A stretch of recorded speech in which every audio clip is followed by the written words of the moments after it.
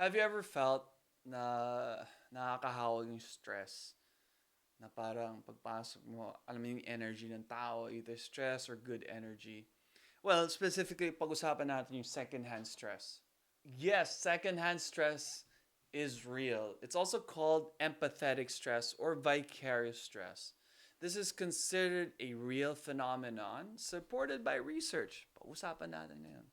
It's the stress you experience as a result of being around or interacting with someone else who is stressed, even if the stressful situation doesn't directly involve you. That's why sometimes ayoko natin pag-usapan to kasi nakakahawa, di ba? Here's a breakdown of why it's considered real. And maybe you learn a few things here para hindi ka maka secondhand stress, parang second smoking. Emotional contagion. Humans have a natural tendency to mimic and spread emotions, which can include stress and anxiety. Mirror neurons. These specialized brain cells fire when you observe someone else performing an action or experiencing an emotion, leading to an empathetic response that can trigger your own stress response.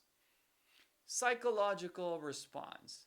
Studies have shown that simply observing someone under stress can lead to an increase in your own stress hormones, like cortisol.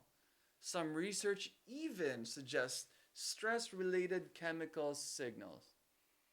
Stress related chemical signals like alarm pheromones in sweat can be picked up. Yes. Now, the impact on well being, secondhand stress can have negative consequences for your physical, emotional, and mental health, with symptoms similar to regular stress, such as difficulty sleeping, mood changes, and physical problems. Essentially, your body's natural empathy and neurological wiring allow you to catch stress from others, particularly from people who are close to, like partners, family, or close colleagues. So yun guys, nakakahawa talaga yung stress. Isipin mo lang sa work, ayaw maging stress, but ako nahawa, but pagkasama ko ganito, medyo stressed ako.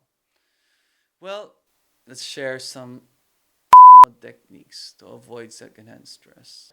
Here are specific phrases and techniques you can use to set healthy emotional boundaries. 1. Set and maintain healthy boundaries. The most important step is creating distance between the other person's stress and your own feelings. Emotional boundaries. Clearly separate their feelings from yours. Remind yourself this is their struggle, not mine. You can be supported without taking on their emotional state. Time boundaries. Limit the amount of time you spend listening to stressful talk. You can kindly say, I have to stop and get back to X now, but I'm glad you shared that. Or, I only have about 10 minutes to talk right now. Topic boundaries. If a conversation is consistently overwhelming, gently change the subject or suggest a more positive activity. Number 2, practice self awareness. Learn to recognize the early signs that you are absorbing someone else's stress. Identify your triggers.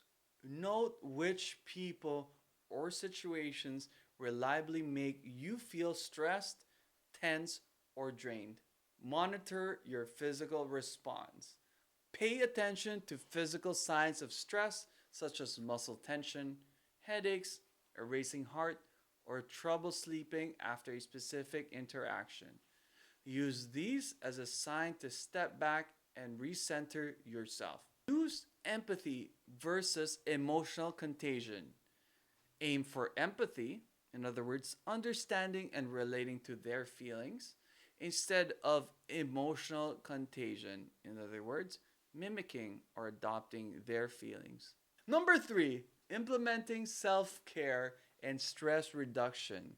Consistently, self care builds your resilience and makes you less susceptible to absorbing external stress.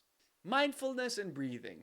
Practice simple techniques like deep breathing. So, for example, that's 3 seconds in, 3 seconds hold, 3 seconds out, 3 seconds hold, and then back. A few minutes of meditation to calm your nervous system, especially immediately after a stressful interaction, can definitely help. Physical activity. Regular exercise like a brisk walk. I do that a lot. Yoga. I need to do that more. Or an intense workout. Yep, I do that a lot. Helps release endorphins and wring out built up tension from your mind and body. Another thing you can do is hobbies and joy. Dedicate time to activities you genuinely enjoy. This allows your brain to shift focus and strengthens your positive emotional state. Limit doom scrolling. Reduce your exposure to negative news and social media content, as this is a common source of vicarious stress from strangers. I'm sorry, I'm just thinking about JL, the editor, and how bad he is at this. Number 4, adjust your supportive role. Shift your focus from fixing or feeling to listening and empowering. Next would be listen empathetically. Offer a non judgmental ear without interrupting or immediately trying to find a solution. Validate their feelings. That sounds incredibly frustrating. Next would be avoiding mirroring negativity. When someone is venting with heightened emotions, actively try to maintain a calm voice and posture. Your composure can help co-regulate their emotions rather than escalating them. Next would be focus on the positive. After listening, you can try to gently shift the conversation to what they can control or something positive in their life to help them get unstuck.